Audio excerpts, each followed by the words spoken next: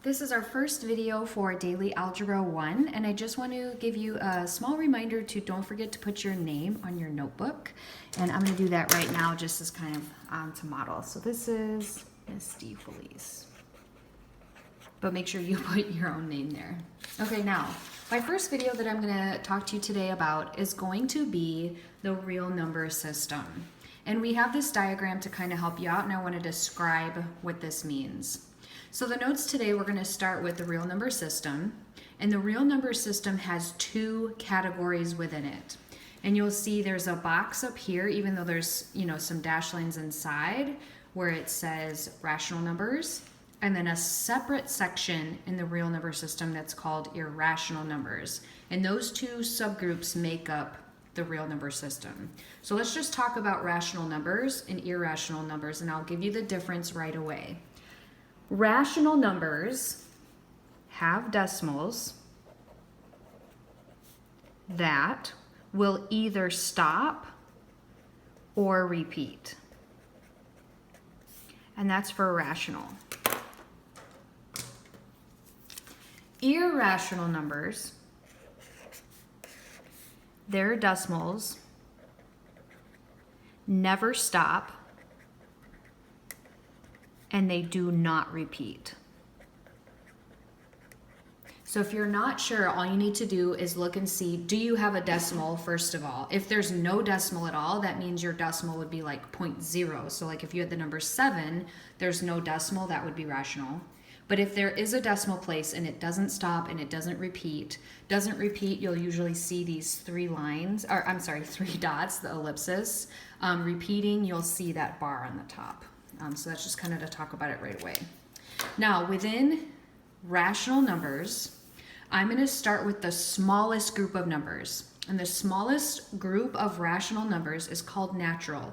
And natural because they start at 1. And they go up only. And they're the whole numbers 1 or bigger. Now, natural numbers is the smallest subgroup because the next smallest subgroup is called whole, and the only number that is whole and not natural is 0. So whole includes the number 0 and all the natural numbers.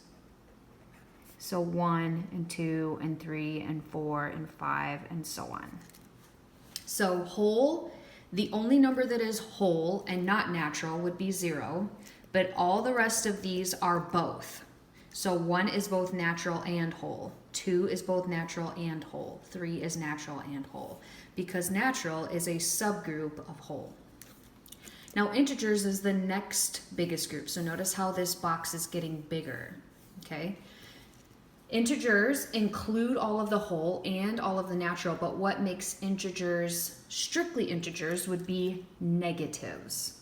So like -6, -5, -4, and all the negatives beyond that, -3, -2, -1, then your whole numbers, which is the number 0, and then all your natural numbers, which is 1 and 2 and 3 and 4.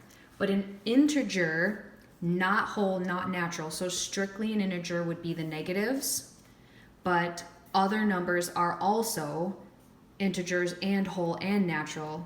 Whole would also be an integer that is also whole and would be 0, and numbers that would be whole and natural would be 1, 2, 3, 4. Now, if you have, like these numbers, no decimal at all, then you would strictly be integer, whole, natural, or a combination of them. But if you have decimals that stop or repeat, that would be this kind of outside box, which is called rational. Rational numbers are simply numbers that can be written as a ratio. Another word for that is a fraction. Fractions can be represented with decimals, like the number 1/3 is also the same as 0.3 repeating. So that would be a repeating decimal. A fraction that would represent a decimal that stops would be a half, because that would be 0.5. So notice how this decimal stops. Notice how this one does not. And those types of decimals would be rational. So any number that can be written as a fraction. So that's the rational section of real numbers. Now, there is one more section that is completely separate from rational, and it is irrational. So notice how those are slightly similar, rational, irrational.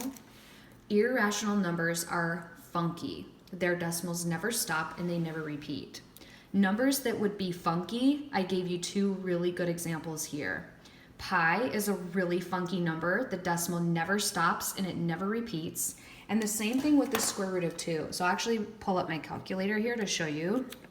The square root of 2, which I already actually had on here, notice how this decimal doesn't stop and it doesn't repeat, which is why it filled up my screen as much as it can. So there's actually more decimals beyond that, just like you can see here, 0.6 just rounded up then to the 7. But these decimals here, the irrational, don't stop and they don't repeat. So this one says any real number that cannot be written as a fraction would be irrational. So we cannot represent these as a ratio because they are not rational. Numbers, they do not terminate, they do not repeat. So that's just kind of the introduction for the number system. If you have any questions, don't hesitate to reach out to your teacher.